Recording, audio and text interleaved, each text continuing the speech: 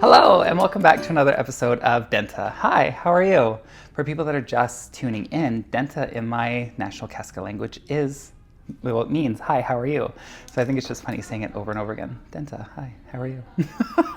So I love this podcast because I get to talk with amazing Indigenous people from all walks of life, all over the Okanagan, and hopefully all across Turtle Island once I get the chance. But today we have a fantastic colonial local, local now because they've been here for a few years.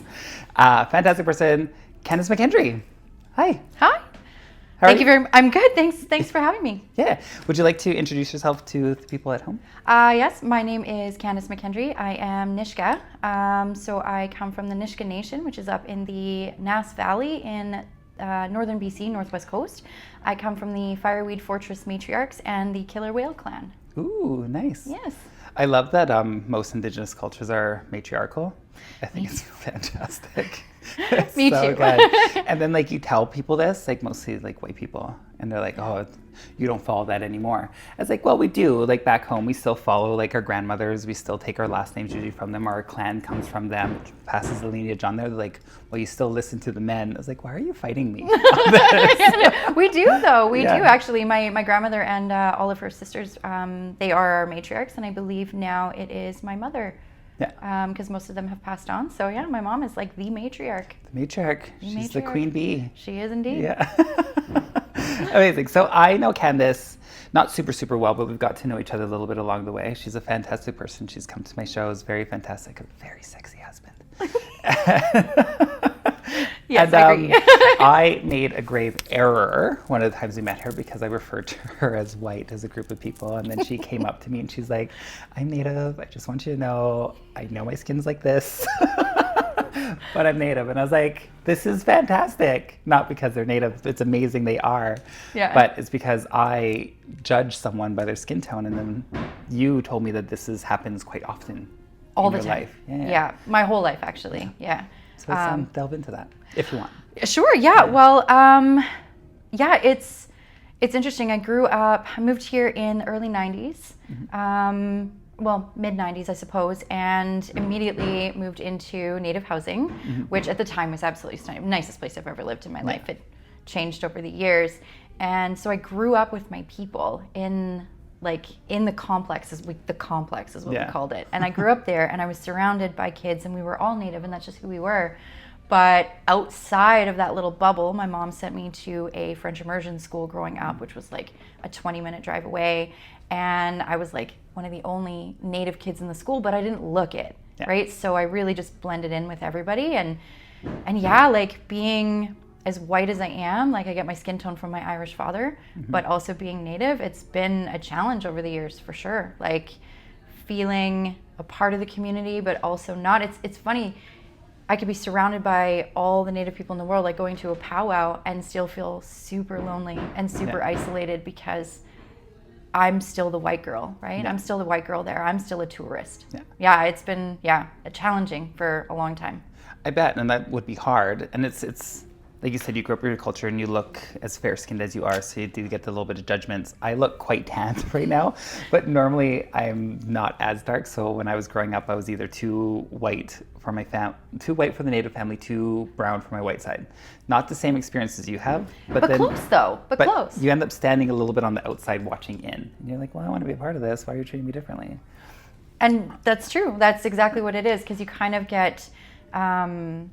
Now, for me, being around white friends and stuff, it wasn't quite the same experience, but I was a big part of the culture. Now, granted, I am very honored and privileged to live in the Okanagan Valley on the territory of the Silks people, and I work and I live and I play here, and I've been surrounded by Okanagan traditions my entire life.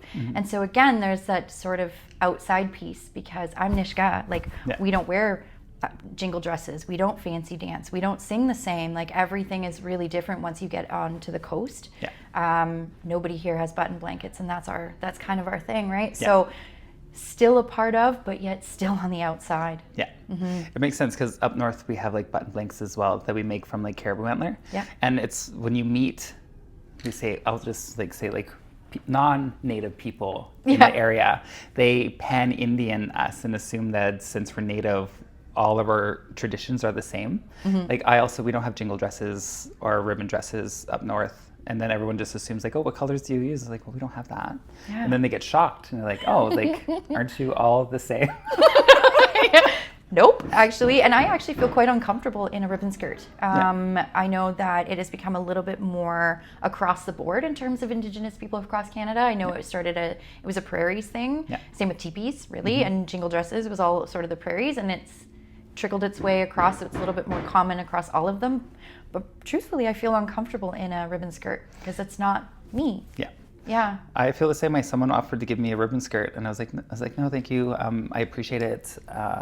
But I'm not going to wear it. And they're like, why? And I was like, well, it's like, it's just not part of my culture. And they're like, well, that's not the point of the gift. I'm like, I get it. I was like, I understand. I don't want to offend you. I was like, but maybe we should gift it to someone that's going to be able to bring it to life. Because I will take it and I'll honor it and I'll love it, but it's going to sit in the closet. Absolutely. And I feel like that kind of work of art should be shown and represented and given to the world.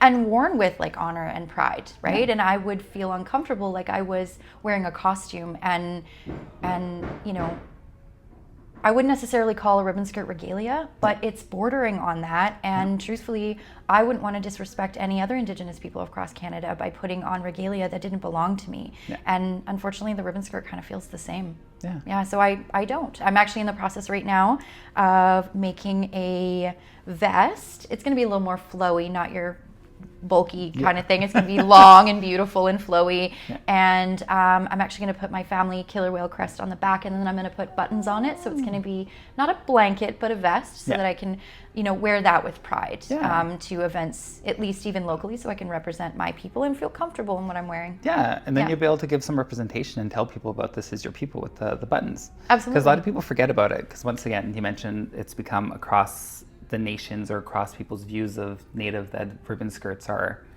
what we all wear. Yeah. And then if you bring representation to wearing buttons, like not blanket, but like a button vest, or anything of the sort, like it can be. And I actually had to clear this. So I have a lot of extended family that I'm starting to get to know through different events that I've been really trying. So like being in the Okanagan and being Native, I sort of just kind of stuck in that for a long time. Like I'm Native and I live in the Okanagan. I surrounded myself with Native people. And I love that. But again, always feeling sort of a little bit on the outside because I'm not Okanagan. Like I don't sing the Okanagan song. I don't tell the stories. I'm not a knowledge keeper here. So I've been, in the last number of years, really reaching out to like my actual personal culture. My cousin Peter McKay is actually an educator up in the Niska Nation. He recently moved to the island, but I joined like a whole group where he's teaching us the language and things like that. So, and I reached out to a Niska artist, very well-known Niska artist, and asked a few questions about it. And he said, absolutely, our people, we do this. Coastal people will take something like the button blanket and then shift it into something less like like really hardcore traditional, and you can make a skirt, or you can make a vest, or you can you know, adorn a cedar bark hat, which is what the coastal people wear, and they don't wear them here. And so he said it's absolutely fine if you want to take that and really modify it into something fabulous that's not regalia, and that's totally fine. So that's what I'm doing. I'm like, all right, I'm into it. It's like, it's modernizing your culture, right? Absolutely. Which you can do, because people a lot of times think that, we mentioned this earlier before the cameras start filming, is that people see Natives in one way. Yeah. You have to follow the old traditions, is great, which is great. We want to do it as best as we can, but also we're an evolving people like everyone else. Things can grow.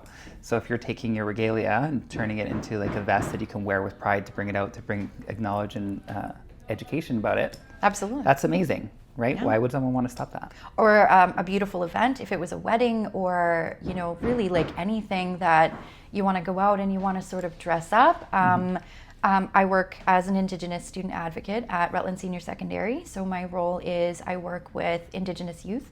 I support them in all aspects, a lot of social, emotional. I don't handle the actual academic piece because I couldn't help a kid with grade 11 chemistry, let's be honest, not a chance. I mean, these kids have far surpassed my math skills. We have actually teachers in our room that do that specifically, but I help in literally everything else, and that includes families as well, so finding supports and things like that. And we have Indigenous graduation coming up in June, and so there I would wear my vest and represent, you know, my people with pride, as opposed to the ribbon skirt. Yeah.